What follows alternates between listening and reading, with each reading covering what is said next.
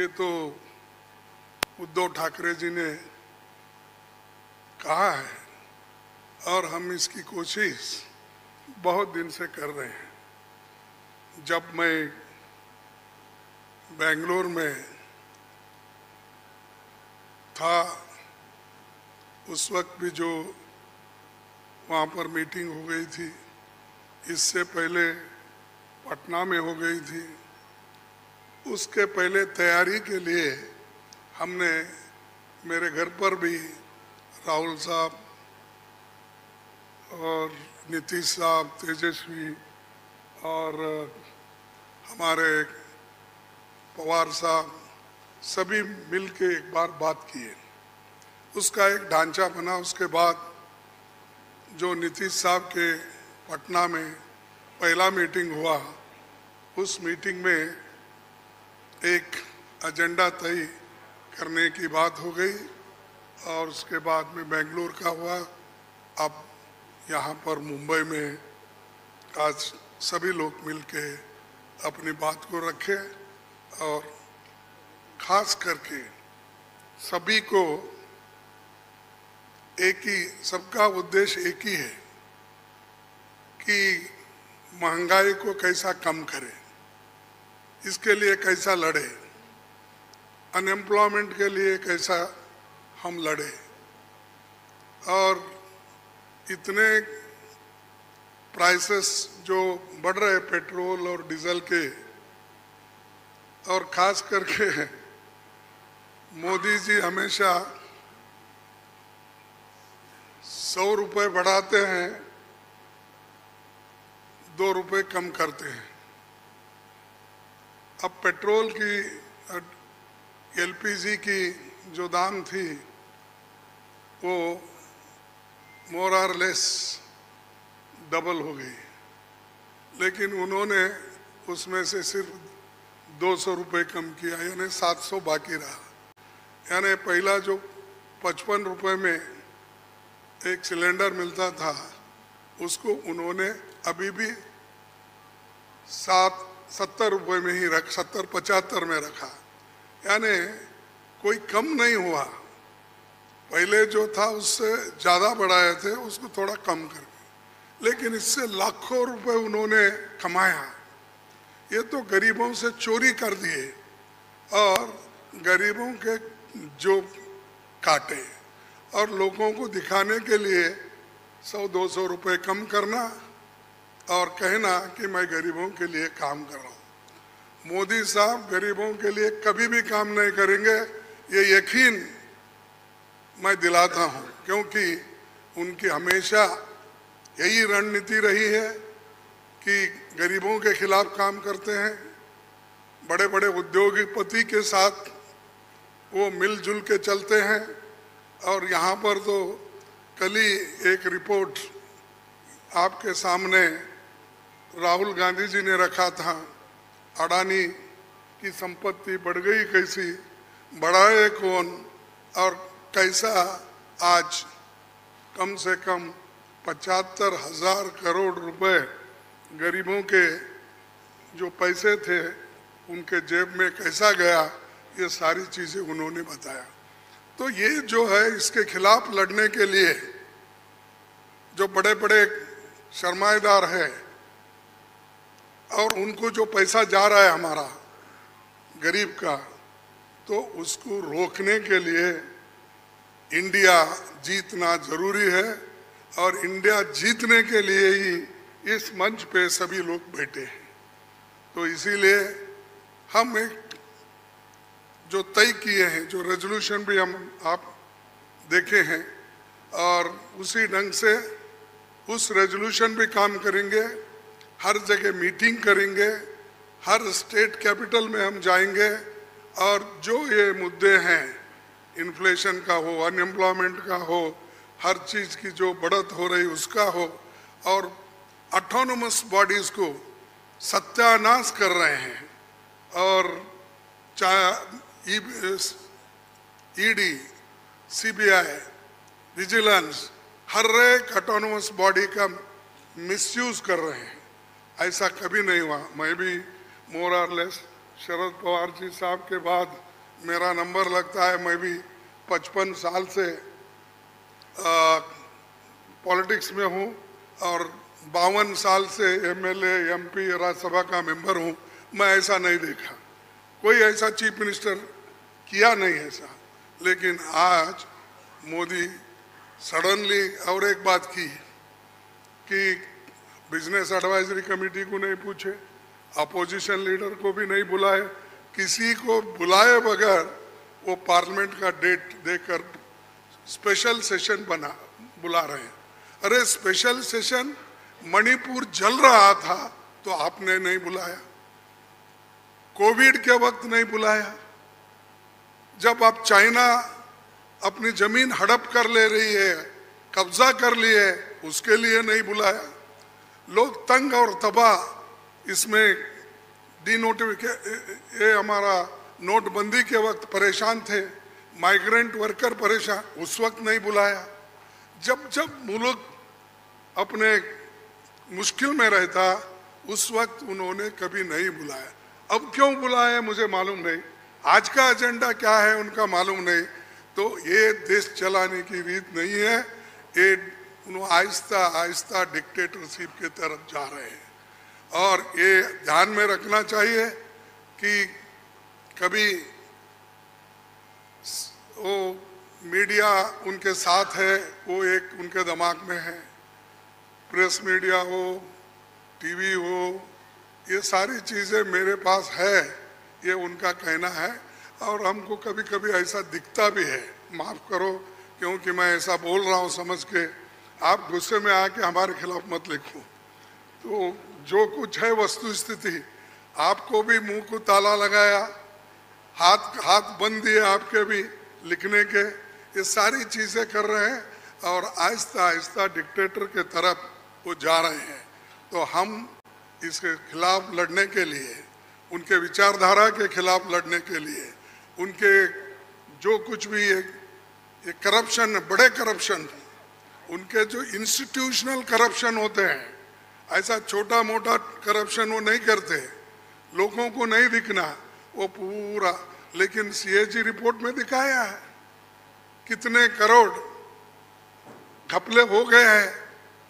तो उनका corruption invisible है और वो हमेशा अपनी बात ये कहते हैं कि मैं ये किसी को न खाऊंगा न किसी को खाने दूंगा। लेकिन खाने तो सबको दे रहे हैं, अपने को जो चाहते हैं उनको तो दे रहे हैं, लेकिन लोगों को भूखे मार रहे हैं, लोगों को कुछ नहीं दे रहे। तो इसके लिए हम आवाज़ उठाए और उसके तहत हम काम करना है।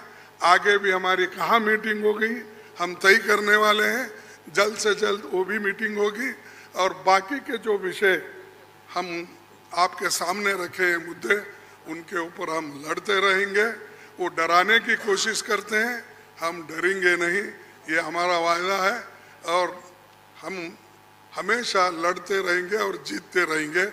और आज मुंबई में जो हमारे महाराष्ट्र विकास आघाड़ी जो ये स्टेप लेकर हमको बुलाए हैं, उद्धव जी लीड लिए हैं और बाकी कांग्रेस पार्टी और एनसीपी सभी ने मिलके ये जो एक यहाँ पर कार्यक्रम रखा और बहुत यशस्वी हुआ। इसलिए मैं उन महाराष्ट्र विकास आघाड़ी के सभी नेताओं को धन्यवाद देता हूँ और आप सभी को भी मैं धन्यवाद देता हूँ, क्योंकि आगे की और भी मीटिंग्स हैं, वो डेट टाइम सभी बताएंगे और कहाँ मीटिंग हमारी होगी, बहुत से 5-6 जगह पब्लिक मीटिंग होगी, वो भी हम आपको बताएंगे और काम करते रहेंगे और मजबूती के साथ काम करते रहेंगे। इसको ढीला करने की कोशिश मोदी जी कितना भी कोशिश करे, हम वो डरने वाले नहीं हैं।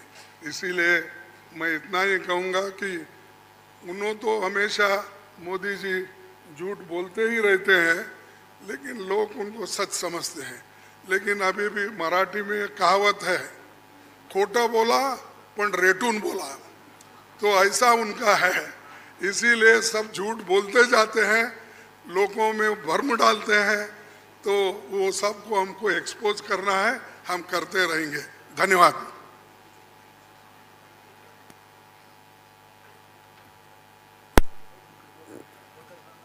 थैंक यू खड़गे साहब।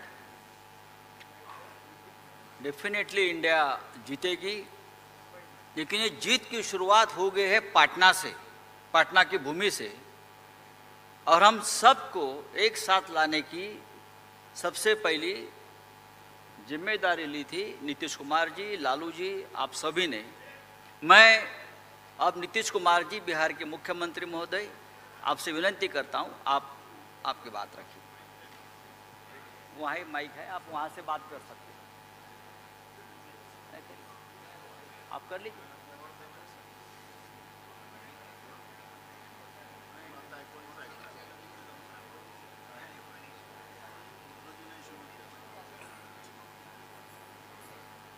तो आप सब लोगों को मालूम है कि आज तीसरी मीटिंग हुई है। इसके पहले 2 मीटिंग हो चुकी है और सबके बारे में आपसे चर्चा की जा चुकी है, और बहुत अच्छे ढंग से कल से ही बातचीत हुई और आज मीटिंग हो गई। और पहले आपको चीज़ों के बारे में अनाउंस कर दिया गया कि इन सब चीज़ों के बारे में तय हो गया है, और अब नियमित रूप से अब जगह जगह जा करके हम लोग अपना प्रचार प्रसार का काम करते रहेंगे। तो ये सब आज तय हो गया, इसलिए इसके बारे में आपको बता दिए और बड़ी खुशी की बात है। और अब आप समझ लीजिए कि जितनी पार्टियां एकजुट होकर के काम कर रही हैं, तो आप अच्छी तरह जान लीजिए कि अब इसी का नतीजा होगा कि अभी जो केंद्र में हैं अब वो हारेंगे, अब वो जाएंगे, ये पक्का जान लीजिए। और अभी आपको बताया गया कि कैसे मीडिया पर ही कब्जा कर लिया, कोई भी दूसरे की बात कम छपता है और ज्यादातर उन्हीं की बात छपते रहती। कितना काम पहले हुआ है, अलग अलग राज्यों ने कितना काम किया है, दूसरे दूसरे पार्टियों ने, उसका कम छपता है। ये कम करते हैं और ज्यादा छपता रहता है। तभी तो आप लोगों पर कब्जा न है जी, तब तो उपाय है। और जब एक बार उनसे मुक्ति मिलेगी तो आप सब प्रेस वाले आजाद होइएगा, और जो आपको उचित लगेगा वही लिखिएगा और वही बोलिएगा। ये बहुत जरूरी है। अगर प्रेस के लोग कुछ लिखते हैं, कहीं क्या काम हो रहा है, क्या ठीक नहीं हो रहा है, वो जब लिखते हैं तो उसका असर जनता पर कितना पड़ता है। और आजकल देख रहे हैं कोई काम नहीं कर रहे हैं और खाली उनका बड़ाई हो रहा है, और जो राज्य वाला बेचारा जो काम कर रहा है उसकी चर्चा कम होती। तो ये ना हो गया, इसलिए पता ही है। दूसरी चीज है, देश के इतिहास को ही बदलना चाहते हैं, तो हम लोग सब मिलकर के देश के इतिहास को नहीं बदलने देंगे, और सब मिल करके जो अपना देश है वो पूरा मजबूती के साथ होगा, और समाज के हर तबके का उत्थान होगा और किसी की उपेक्षा नहीं होगी।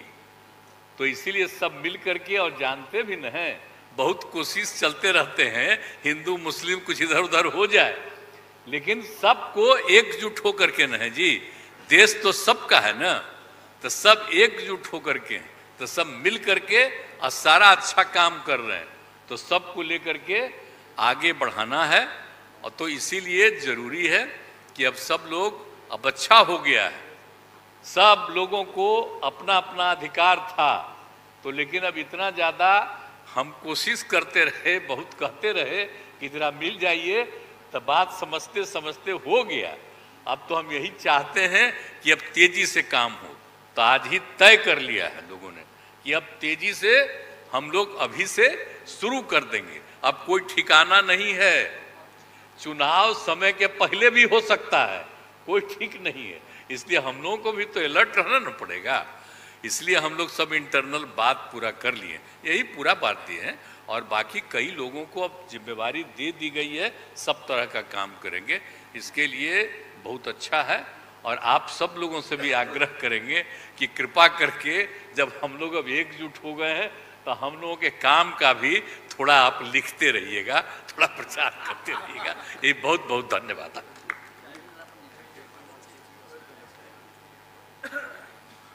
Honorable Chief Minister of Tamil Nadu, I request you to express your views. Stalin Saab.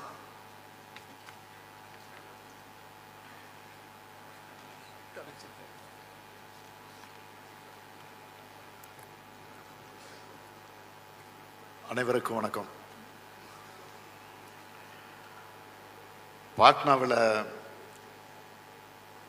19 கட்சிகளோட கூட்டணி அமைச்சு அங்கே முதல் கூட்டத்தை நடத்தணும். ஆக முதல் கூட்டத்தை பொறுத்த வரைக்கும் ஒற்றுமையாக இருந்து பாரதிய ஜனதா கட்சி ஆட்சிக்கு ஒரு முடிவு கட்ட வேண்டும் என்று முடிவு செஞ்சோம். அதை தொடர்ந்து இரண்டாவது கூட்டமாக பெங்களூரில் நடத்தினோம். அதில் இந்த கூட்டணிக்கு இந்தியா என்ற பெயரை சூட்டி அந்த பணியை தொடங்கணும். மூன்றாவதாக இந்த மும்பையில் 28 கட்சிகள் ஒன்று சேர்ந்து வலிமை மிக்க கூட்டணியாக இதை நாங்கள் நிரூபித்து காட்டிருக்கிறோம். நடைபெற்று கொண்டிருக்கக்கூடிய பாரதிய ஜனதா கட்சி எப்படிப்பட்ட ஒரு சர்வாதிகார ஆட்சியை நடத்தி கொண்டிருக்கிறது என்பது உங்களுக்கெல்லாம் நல்லா தெரியும். அதில் இப்போ குறிப்பாக பிரதமராக இருக்க மோடி அவர்கள் எங்கே போனாலும், அது அரசு நிகழ்ச்சியாக இருந்தாலும் சரி, கட்சி நிகழ்ச்சியாக இருந்தாலும் சரி, அல்லது தனிப்பட்ட எந்த நிகழ்ச்சிக்கு போனாலும் அங்கெல்லாம் இந்த 9 வருஷமாக செஞ்சிருக்கக்கூடிய சாதனைகளை பற்றி சொல்ல முடியாமல் சிறந்த ஆட்சி நடத்திக்கிட்டு இருக்கோங்கிறத வெளிப்படையாக சொல்ல முடியாத அளவுக்கு அவர் ஆளாகி நாங்கள் அமைச்சிருக்கக்கூடிய இந்தியாவுடைய கூட்டணியை பற்றி அவர் அடிக்கடி பேசிக்கிட்டு இருக்கிறாரு. ஆக சிறந்த பப்ளிகேஷன் ஆஃபீஸராக பிரதமரே செயல்பட்டு கொண்டிருக்கிறார். அதற்காக நாங்கள் எங்கள் கூட்டணியின் சார்பில் பிரதமர் மோடி அவர்களுக்கு நன்றியை தெரிவிச்சுக்கிறோம். இந்த 9 ஆண்டு காலத்தில் இந்த ஆட்சியில், பிஜேபி ஆட்சியில் எந்த சாதனைகளும் கிடையாது. நாளுக்கு நாள் இந்த ஆட்சி அன்பாப்புலராக போயிட்டுருக்கு. ஆனால் இந்தியாவோட கூட்டணி பாப்புலராக ஆகிட்டு இருக்கு. இந்த கூட்டத்தை பொறுத்த வரைக்கும் இது ஒரு திருப்திகரமான கூட்டம் மட்டும் இல்லை, ஒரு திருப்புமுனை கூட்டமாக இந்த கூட்டம் இன்னைக்கு அமைஞ்சிருக்கு. பிஜேபி ஆட்சியினுடைய கவுண்ட் டவுன் ஆரம்பமாயிடுச்சு. இது வரைக்கும் இந்தியாவில் காண முடியாத ஒரு சர்வாதிகார ஆட்சியை இன்னைக்கு நம்ம பார்த்துக்கிட்டு இருக்கிறோம். அண்மையில் 7 லட்சம் கோடி ரூபாய் சிஏஜி ரிப்போர்ட்டு கொடுத்துருக்கக்கூடிய விவரம்லாம் உங்களுக்கு நல்லா தெரியும். அது பற்றி இன்றைக்கு பிரதமராக இருக்கக்கூடிய மோடி அவர்கள் வாய் திறந்து பதில் சொல்ல முன்வரல. உச்ச நீதிமன்ற தீர்ப்புக்கு மதிப்பில்லை, தேர்தல் கமிஷனுக்கும் சுதந்திரம் கிடையாது. இடி, சிபிஐ, ஐடி என அரசியல் எதிரிகளெல்லாம் அச்சுறுத்துகிற ஒரு ஏவல் அமைப்புகளாக இந்த அமைப்புகளை பிஜேபி ஆட்சி பயன்படுத்திக்கிட்டு இருக்கு. நாங்கள்லாம் இன்னைக்கு தனித்தனியாக கட்சிகளாக இருந்தாலும் நாட்டை காப்பாற்றுறதுக்கு ஒன்றா சேர்ந்துருக்கிறோம். அரசியல் லாபங்களுக்காக நாங்கள் சேர்ந்திருக்கிறோம்னு தயவு செஞ்சு யாரும் நினைக்காதீங்க. இந்தியாவினுடைய மாண்பை காப்பாற்றுவதற்காக, இந்தியாவினுடைய மதச்சார்பின்மையை காப்பாற்றுவதற்காக, இந்தியாவினுடைய சமூக நீதியை காப்பாற்றுவதற்காக நாங்கள் எல்லாம் இன்றைக்கு ஒன்று சேர்ந்திருக்கிறோம். ஒரு பெரிய போர்க்களத்தில் ஈடுபட போகிறோம். அப்படி ஈடுபடக்கூடிய அந்த போர்க்களத்திற்கு நீங்கள் எல்லாம் எங்களுக்கு பக்கபலமாக இருக்கணும், துணை நிற்க வேண்டும் என்று என்னுடைய அன்பான வேண்டுகோளை இந்த நேரத்தில் எடுத்து வச்சு இந்த கூட்டத்தில் கலந்து கொண்டு உங்கள் அனைவரையும் சந்திக்கிற வாய்ப்பை பெற்றமைக்கு மீண்டும் ஒரு முறை என்னுடைய நன்றியை தெரிவித்து விடைபெறுகிறேன். நன்றி, வணக்கம்.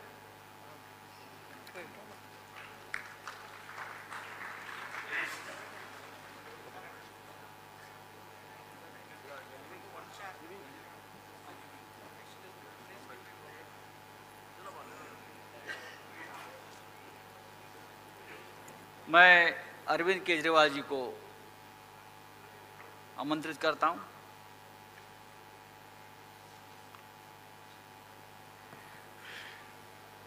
आप सब लोगों को मेरा नमस्कार।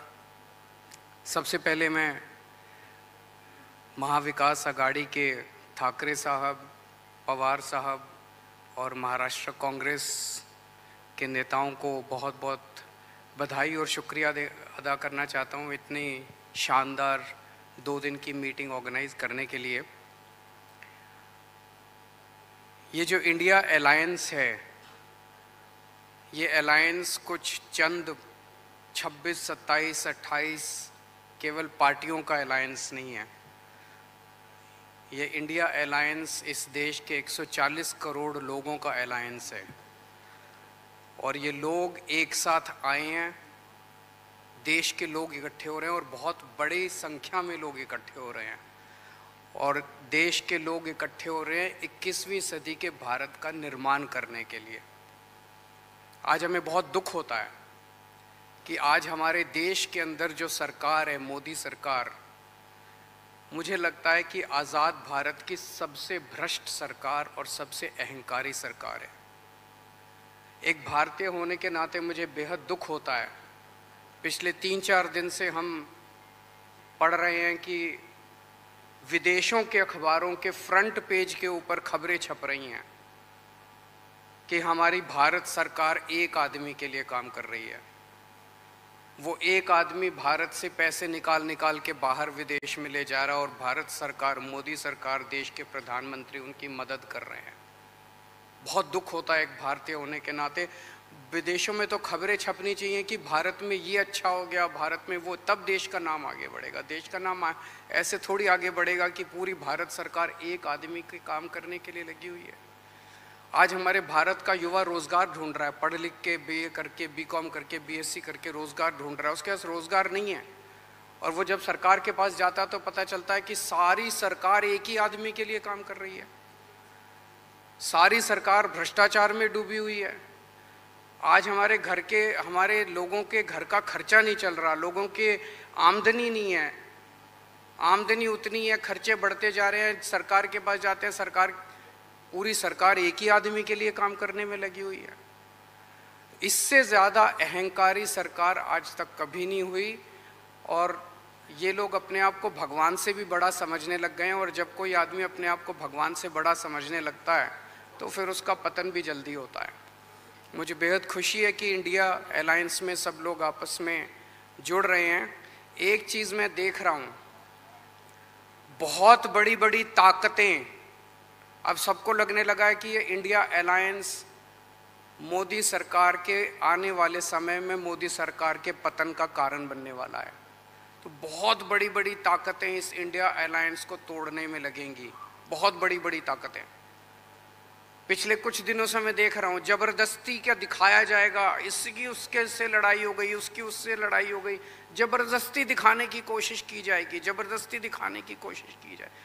मैं पिछली 3 मीटिंग अटेंड कर चुका, मैं आपको पूरी जिम्मेदारी के साथ कह सकता हूँ, जितनी अच्छे से और जितने प्यार और मोहब्बत से सारी मीटिंग्स हुई हैं, किसी के साथ लड़ाई नहीं है।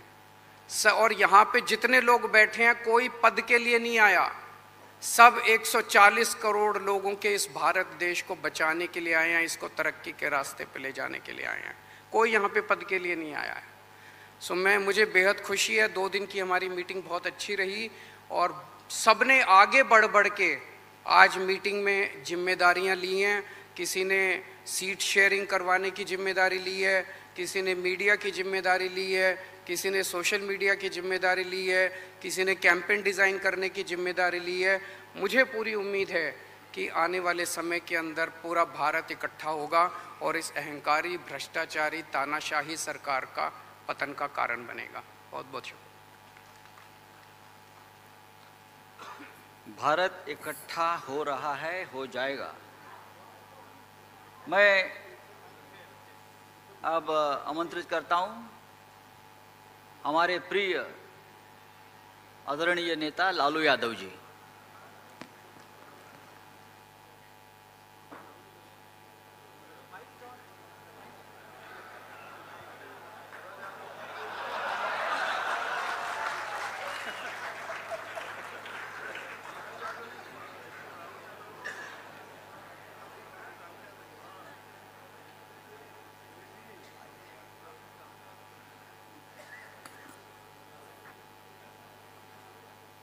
कांग्रेस पार्टी के अध्यक्ष जी शरद पवार जी, मंच पर बैठे हुए हमारे देश के सभी पार्टी के नेतागण, मोदी के पार्टी को छोड़ के, मुझे काफ़ी प्रसन्नता हुई कि हम इस देश के विभिन्न पार्टियों के नेता अलग अलग बैठे थे और नरेंद्र मोदी ससर रहे थे आगे। हम एक नहीं थे, एक मंच पर एक एक उम्मीदवार खड़ा नहीं होते थे, उसका खमियाजा देश को भुगतना पड़ा और मोदी काफ़ी इसका लाभ उन्होंने उठाया। हम शुरू से ही यह लड़ाई लड़ते रहे कि भाजपा हटाओ देश बचाओ। भा मने भाजपा, ज मने जलाओ और पा मने पार्टी, बोलते रहते थे। ये बात सही हो रहा, सही निकल रहा। इस देश में माइनॉरिटी सुरक्षित नहीं है।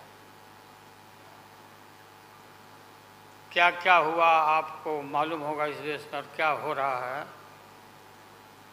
कि आज हमारे अल्पसंख्यक भाई सुरक्षित नहीं है, महसूस नहीं कर रहे हैं। अच्छा, देश में गरीबी बढ़ रही है, महंगाई बढ़ रही है। 60 रुपया किलो भिंडी हो गया, भिंडी। टमाटर का जो हाल है सो जानते ही हैं, जबकि टमाटर में कोई स्वाद भी नहीं है इनके राज में।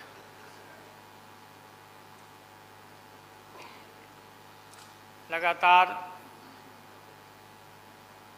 लड़ाई लड़ते लड़ते हम लोग आज इस मुकाम पर आए हैं कि अब हम सब पटना, बंगलोर और महाराष्ट्र, यहाँ मुंबई में ये मीटिंग के बाद अब एक निष्कर्ष पर हम लोग पहुँचे हैं और एक स्वरूप बना है, संगठन बना है, जो पढ़ के आप लोग को सुनाया गया। आप सबको याद होगा कि कितना झूठ बोल करके, कितना अफवाह फैला करके इस सत्ता में लोग आए थे। मेरा भी नाम उस समय और देश के नेताओं का नाम इन लोगों ने यह प्रचारित किया था कि इन लोगों का पैसा स्विस बैंक में जमा है, स्विस बैंक में। और मोदी जी बोले कि हम आएंगे और स्विस बैंक का पैसा ला करके हम देश के तमाम लोगों को, हर के को खाता खुलवाया कि 5-5 लाख रुपया जमा करेंगे, 15-15 लाख रुपया। हम भी झांसा में आ गए और हमने भी अपना खाता खुलवाया। मेरे 7 बेटियां, 2 बेटा और पति पत्नी दोनों मिला के 11 हो जाते हैं। देखा कि भाई 15 से गुना कर दीजिए, पैसा काफ़ी मिल जाएगा। हमने तो पशुपालन में कोई पैमानी शैतानी भ्रष्टाचार नहीं किया जो भ्रष्टाचार नरेंद्र मोदी कर रहे हैं, करा रहे हैं। सारे देश भर के लोग खाता खुलवा दिया, सब गरीब गुरबा आदमी प्रचारित करवाया इन लोगों ने। और मिला क्या, सो देश के लोगों को मालूम होगा, आप लोगों को भी मालूम होगा, आप लोग में वैसे भी खुलवाए होंगे आप लोग पर, प्रेस के लोग भी, कि हो सकता है भाई मिल जाए, पैसा है देश का तो मिल जाए, वापस आ जाए। एक पैसा नहीं, सब इन्हीं लोगों का पैसा था। अभी काफ़ी जय जयकार हो रहा होना चाहिए, वैज्ञानिकों का होना चाहिए। चंद्रयान पर लोग गए, सब घूमे फिरे लोग, हमारे वैज्ञानिक, देश का नाम ऊंचा हुआ। अब हमने सुना है कि मोदी जी अब ये सोच रहे हैं, और इसीलिए पहले ही लोकसभा का मीटिंग भी सुना है, बुला दिया है। हमने ये सुना, किसी जिम्मेवार आदमी ने कहा कि भाई हम लोग तो अब इतना देश के वैज्ञानिक आगे देश को ऊंचा कर दिए, दुनिया में नाम हो गया। हम अपील कर रहे हैं इसरो के वैज्ञानिकों से, अपने देश के वैज्ञानिकों से, कि भाई मोदी जी को पीछे नहीं रहना चाहिए। इनको चंद्रलोक से की बात छोड़ो, अब सूर्यलोक पर इनको पहुंचाओ। नरेंद्र मोदी पहुंच तो जाओ, हाँ, दुनिया भर में नाम हो जाएगा मोदी जी का। अमेरिका सब देश कहाँ पीछे छिटा जाएगा। राहुल गांधी जी घूमते रहते हैं अमेरिका में, कई देश में घूमे, इनको अवसर मिला है। तो ये भी देख लेंगे कि भाई मोदी जी सचमुच में देश का नाम करने के लिए अब ये चल पड़े हैं आगे। दशहरा के बाद इसकी तैयारी कर लें, हमारी शुभकामना है कि चले जाएं। इतनी गरीबी है, गुरबा लोग हैं, बेकारी है, चारों तरफ फैला हुआ है, और बोलते हैं कि देश आगे बढ़ गया, कि देश आगे बढ़ गया। देश के नेताओं को कोई भी ऐसा नेता नहीं छूटा है जिसको ईडी में, सीबीआई में ये ना फंसाए हों, सबको फंसा के। ये हम देखते थे, पहले के ज़माना में सुनते थे कि जो बड़े लोग होते थे, सामंती लोग होते थे, वो गरीबों को और मिडिल क्लास के लोगों को मुकदमा में फंसा के और शासन करते थे। वही इनकी आदत हो गई है, और हम लोग डरने वाले नहीं हैं। हमने अपना किडनी ट्रांसप्लांट कराया है, कोई शौक से नहीं कराया है। डॉक्टरों ने कहा कि करा लो भाई। हमारी बेटी सिंगापुर में रहती है, उसने अपना एक किडनी दान दे दिया, जीवन दान दिया हमारी बेटी। और वहाँ इतना हम अपना शरीर का ऑपरेशन कराए हुए हैं, कोई ठिकाना नहीं। और पहले इस रोग के अलावा एशियन हार्ट इंस्टीट्यूट, डॉक्टर पंडा है यहाँ, नामी ग्रामी सर्जन हैं, 5-6 हमारा ऑपरेशन हो चुका है। लेकिन आप सबका आशीर्वाद और कृपा है कि हम जीवित हैं, और हम आगे भी हम काफ़ी, मेरा हौसला मजबूत है कि हम रहेंगे, और मोदी जी को हटा के ही हम दम लेंगे हम लोग। इसलिए हम लोगों ने संकल्प लिया है, बिल्कुल। और सुन ले मोदी जी, अब आप समझ लेना कि पहले से मैं आपसे लड़ते आ रहा हूँ, गुजरात के युद्ध के लड़ाई राइट के समय से। आपके और आपके गुरु, कौन अध्यक्ष है वो? हाँ? नहीं, उनके पार्टी के अध्यक्ष जी हैं।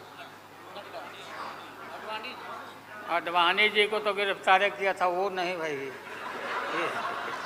अरे अभी जो है मौजूद अमित शाह, बताओ, ही कहाँ के शाह नेता हो गए, कब का संघर्ष किया हुआ भाई। हम थे, राज्यसभा में थे उन दिनों में, भैरव सिंह शेखावत साहब जी उपराष्ट्रपति थे, और दंगा जब हुआ तो चारों तरफ देश और दुनिया भर में यूरोपियन कंट्री ने अपने नागरिकों को मना कर दिया कि मत जाना उधर, भारत में मत जाना, और इनका प्रवेश भी निषेध हो गया था विदेशों में। आप सब लोगों को मालूम है किस तरह का इनका इतिहास रहा है। हम गमछी बिछा के फ्लोर ऑफ द हाउस में वहाँ बैठ गए आगे चेयरमैन के चेयर के नीचे। हम कहा कि मोदी को गिरफ्तार करो, गिरफ्तार करो मोदी को, नहीं तो नहीं उठेंगे। चारों तरफ से हाउस गर्म हो गया, गर्म हो गया हाउस। और गर्म होने के बाद काफ़ी इनको परेशानी हुई। और स्वर्गीय अटल बिहारी वाजपेयी जी वो नेता थे, वैसा नेता हमने नहीं देखा। उन्होंने कहा नरेंद्र मोदी को कि राजधर्म भी कोई चीज़ होता है, राजधर्म। लेकिन जो आदमी गिरफ्तारी के बाद इतना सारा विपक्ष सब लोग हम लोग जुट गए थे कि भाई कम से कम कंडेम भी करो उनके एक्शन को। नहीं किया ये लोग।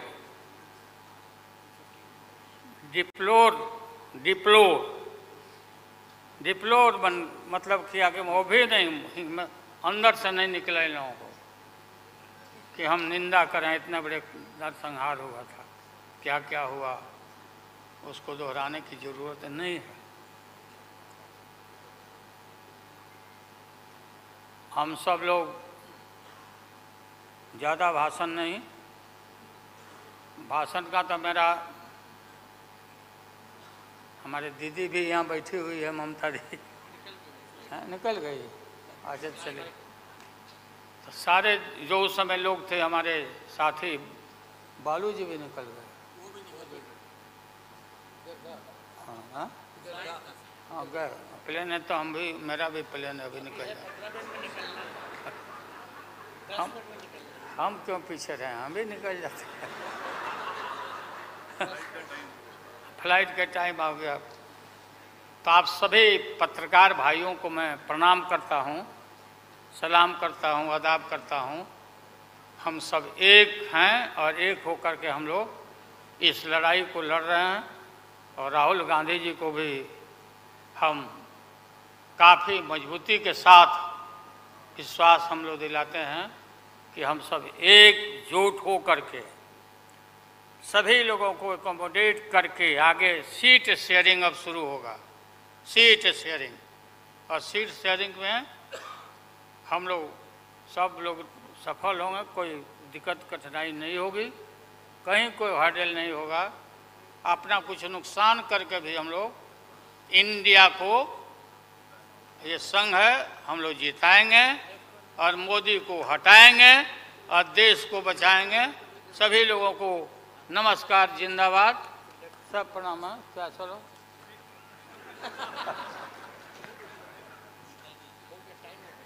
टाइम भी हो गया, तो नमस्ते सब लोगों को, प्रणाम। पवार साहब के लिए भी हम लोगों की शुभकामना है। आप पुराने नेता हैं, डटे रहिएगा, अपना पार्टी को मजबूत रखिए, हम लोग आपके साथ हैं। अब मैं सीताराम येचुरी जी को आमंत्रित करता हूं, अपनी बात रखें।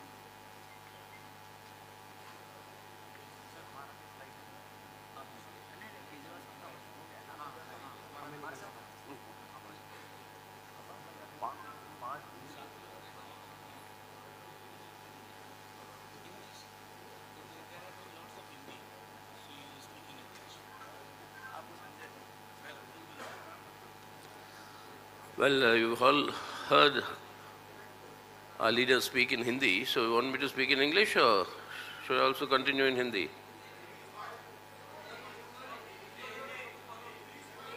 Telugu, my mother tongue.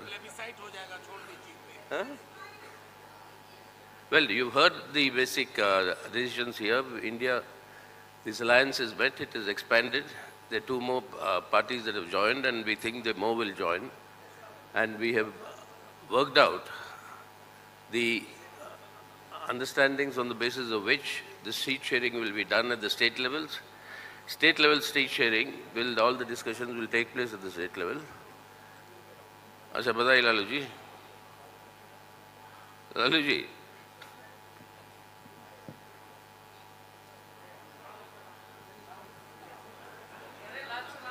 लाल सलाम कह रहे हैं. ये the spirit of India. Lalu ji saying Lal Salam to me, and I am saying Jai Hind to him. So that at the state level, we'll work out the adjustments, seat adjustments, etc. State to state, it will vary. But the general overall understanding is very clear. We are all united here in order to save the character of the Indian Republic, which is the secular democratic republic, to save its constitution, to save democracy, and particularly to uphold the guarantees that have been given by the Indian Constitution to all our citizens, irrespective of, I quote, caste, creed, or sex. That equality for all and justice, that is economic, social, and political, that justice for all, that must be ensured. If all this has to be done, then the BJP must be kept away from controlling the government and state power. So that is the objective with which we have all come together. Now you'll be seeing many things happening, as in when this grouping gets more consolidated. The first time when we were meeting in Bangalore, suddenly the NDA was resurrected. This time when we came to Bombay, suddenly the 200 rupees was reduced to the gas cylinder. You heard about how much it was increased then. And while we were meeting here came the announcement of a special session of Parliament. And what gimmickry will follow from there, what will be done, that we'll have to wait and see. So it's very clear that the Modi government and the BJP is rattled by this coming together of all the secular forces and the secular parties. And that in itself is a signal for the march towards victory that India will make with all our leaders coming together. And we propose to consolidate this further with a series of public meetings spanning across the country, and that will from all parts of the country ranging out. So now from this meeting we are reaching out to the people. We are already with the people, but we'll be reaching out to the people through public actions and action programs, and that will be further strengthened in the days to come. So that is in addition to what has already been told here. We only think in the coming months you'll see more of united activity amongst all the parties that are represented here, and we are sure that more and more parties will be joining the India grouping, and this will consolidate further in order to save India today. To saving India and then changing India for the better. That is the objective with which we all come together, and that is what we will ensure, and that is our assurance to the people of our country. Thank you. अब मैं आमंत्रित करता हूं आदरणीय प्रिय Rahul Gandhi ji.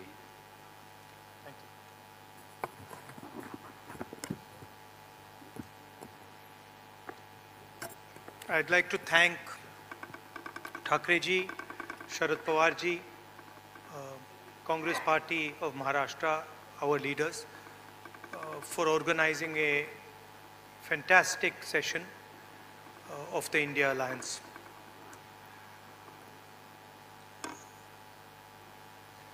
Two very big steps were taken.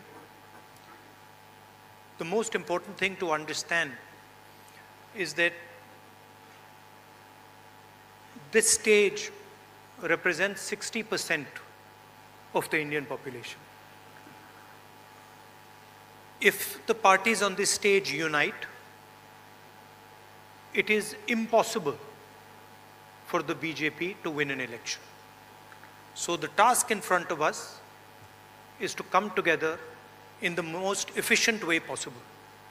And two big steps have been taken in that regard. The first step is a coordination committee and committees under that committee. And the second step is a decision that we will expedite all seat sharing discussions and decisions and make them happen as soon as possible. These are two very, very powerful steps in ensuring that the India alliance defeats the BJP. The election is very, very clear. I did a press conference yesterday, and the nexus between the Prime Minister and a particular businessman is there for every single person to see. I mentioned yesterday in my press conference that the G20 is taking place, and it is very important for India's credibility, our nation's credibility, that the Prime Minister makes his position very clear and begins an inquiry on what has happened with regards to Mr. Adani. The Prime Minister and the BJP are a nexus of corruption. And that is the first thing that the India alliance is going to demonstrate and prove. The idea behind Prime Minister Modi's government is to extract money from the poor people of this country and transfer it to a limited few.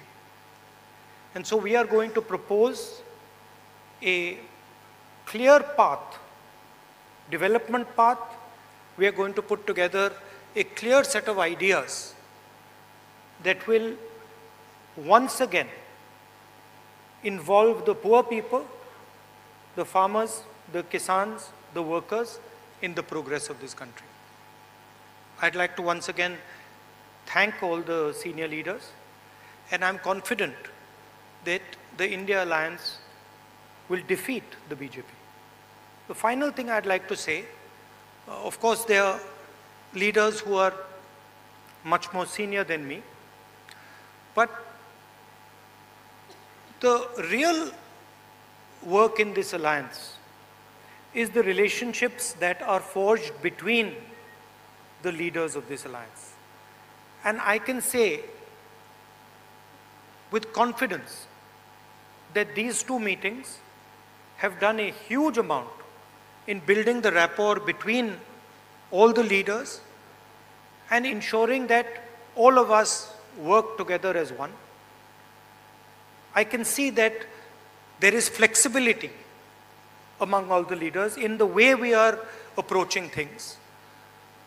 There are differences, of course, but I am extremely impressed by the way those differences are minimized and ironed out. Thank you very much. Of course, I don't want to comment much about the press, but I think Laluji said it best. You're also in some ways restricted and chained, and India Alliance is working to free you from your chains. Thank you. Sorry, I forgot one thing. I forgot one thing, which is probably the most important thing. I spent a week in Ladakh. I went to Pangong Lake,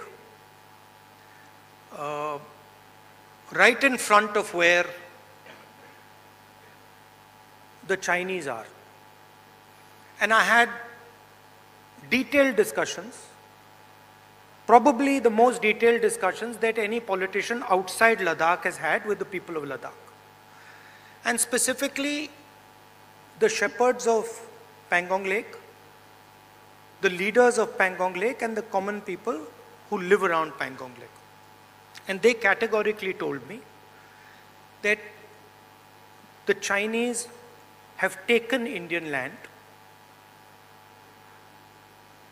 They categorically told me that the Prime Minister is lying about the fact that the Chinese have not taken Indian land. And every single person in Ladakh knows that the people of India and the people of Ladakh have been betrayed by the government of India. There is clearly There is clearly an accommodation that has happened between the government and the Chinese. There is clearly a change on the borders. Our shepherds themselves told us that they are not being allowed into the areas where they were allowed. So this is known to everybody. Unfortunately, our press doesn't raise these issues, but these are issues of national importance, of national security, and it is shameful, extremely shameful, what has happened in Ladakh. Thank you.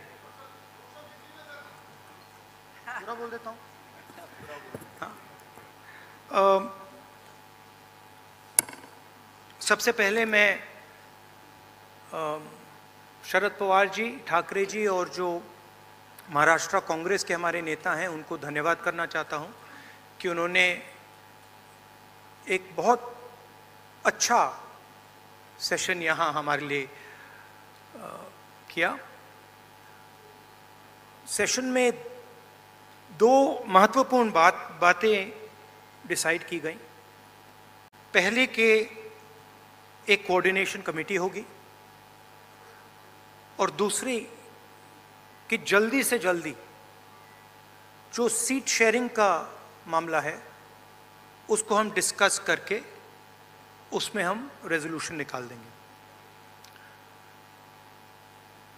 Narendra Modi और अदानी जी के बीच में जो रिश्ता है उसके बारे में मैंने कल बोला। इंटरनेशनल फाइनेंशियल न्यूज़पेपर्स में आया है कि $1 बिलियन पैसा हिंदुस्तान से गया है, बाहर गया है और वापस आया है। नरेंद्र मोदी जी G20 करा रहे हैं और हिंदुस्तान की इज्जत का मामला है। नरेंद्र मोदी जी को कह देना चाहिए कि वो इंक्वायरी कराएंगे, और अगर वो इंक्वायरी नहीं कराएंगे तो फिर पूरे देश को पता लग जाएगा कि क्यों इंक्वायरी नहीं कराई जा रही है। स्टेज पे जो नेता हैं, जो पार्टीज हैं, वो हिंदुस्तान के 60% लोगों को रिप्रेजेंट करती हैं, और अगर हम एक साथ मिलके चुनाव लड़ेंगे तो बीजेपी चुनाव जीत ही नहीं सकती है। और मुझे बहुत खुशी हो रही है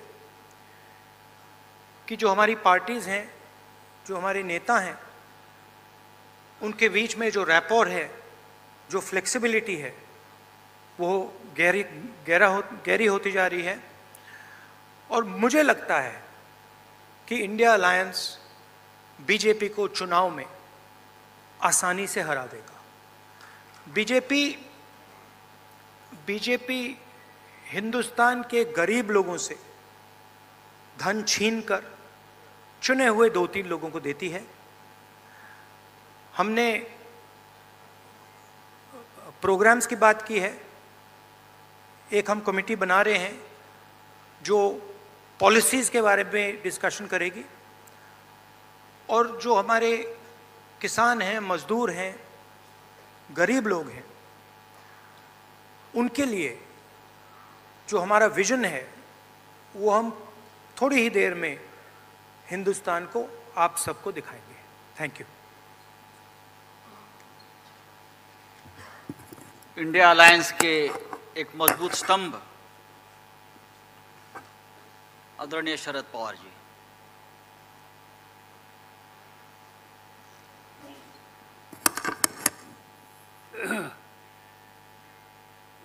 सम्माननीय वैश्विक और साथियों, कल से हम देश के 28 पॉलिटिकल पार्टी के नेता की जिनकी उपस्थिति 68 के आसपास थी, यहाँ बैठे, और कई दिनों से हमारे सबके मन में देश के सामने कोई गंभीर समस्या है, इस पर बहस करके आगे की नीति तय करने का काम ये 2 दिन के सेशन में हम लोगों ने किया। मैं शुरू में सभी पॉलिटिकल पार्टी जो बाहर से यहाँ आए, इनके यहाँ जब प्रबंध व्यवस्था करने की जिम्मेदारी उद्धव ठाकरे जी के नेतृत्व वाली शिवसेना हो, कांग्रेस पार्टी हो, राष्ट्रवादी कांग्रेस पार्टी हो, सभी साथियों ने अच्छी तरह से की और इसीलिए इन सभी नेता लोगों को मैं धन्यवाद देता हूँ। ये जिसकी शुरुआत हमने बिहार से की थी, कर्नाटक से की थी, इस 30वां दफा महाराष्ट्र में हुआ और आगे की लाइन हमारी तय होने में इसकी बहुत मदद हो गई। और देश में अलग अलग राज्यों में अलग अलग स्थिति है, लोगों की समस्या बहुत है, चाहे किसान की समस्या हो, खेडूत की समस्या हो, मजदूरों की समस्या हो या नौजवान साथियों की समस्या हो। आज जिन लोगों ने एक भरोसे से देश की कारोबार चलाने की जिम्मेदारी भारतीय जनता पार्टी इन लोगों के साथियों के हाथ में दी, आज वही लोगों में एक तरह से नाराजगी की भावना थी जगह जगह पर देखने के लिए मिलती है। उनकी सच्ची समस्या है, मगर हुकूमत हाथ में आने के बाद जिन लोगों के एक ज़माने में ज़मीन पर फैज थे, आज जो अधिकार हाथ में मिला, इसका नतीजा, इसका परिणाम इन नेतृत्व करने वाले लोगों के काम करने के निर्णय में हो गया। आज हम लोग देखते हैं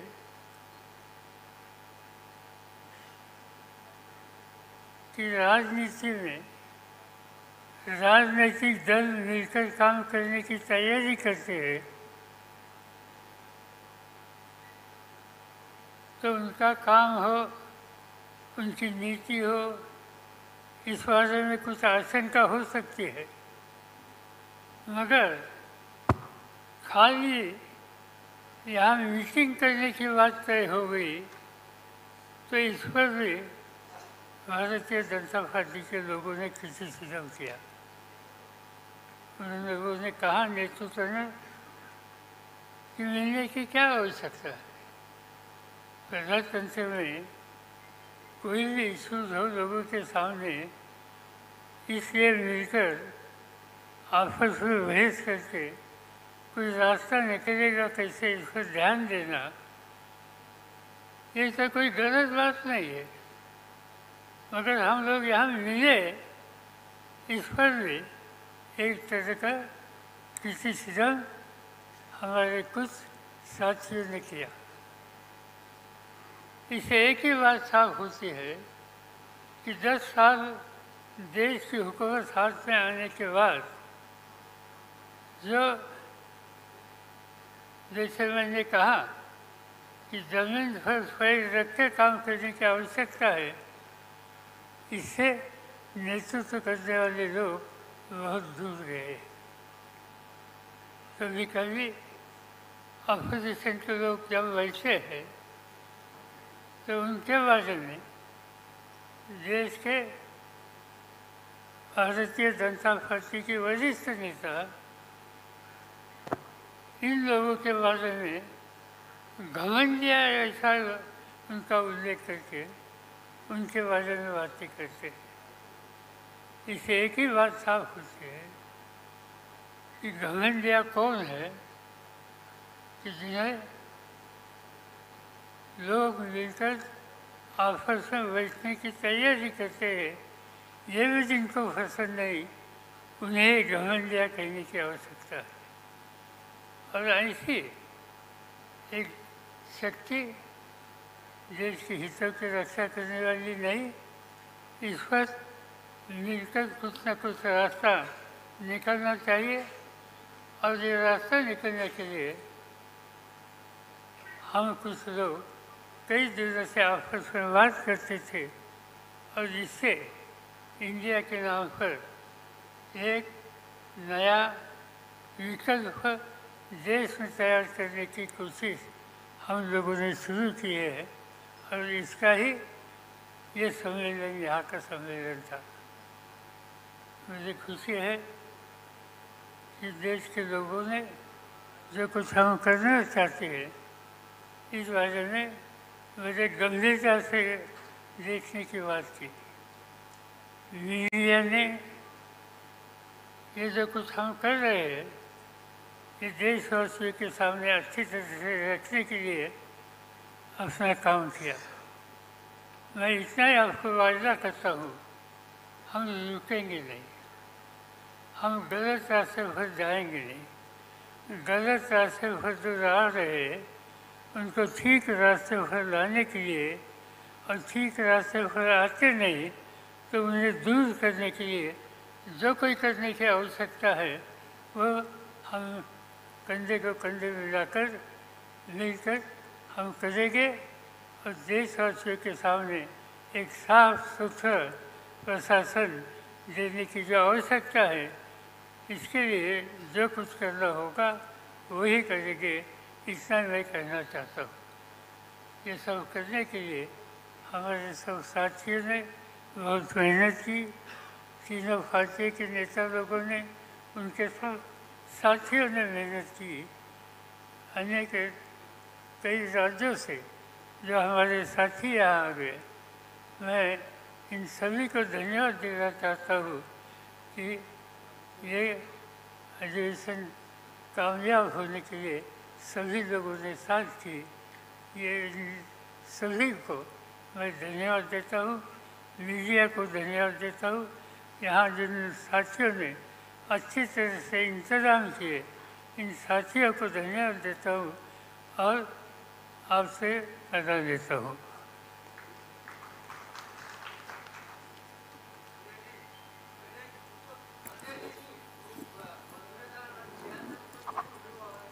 अब no question answer. Thank you very much.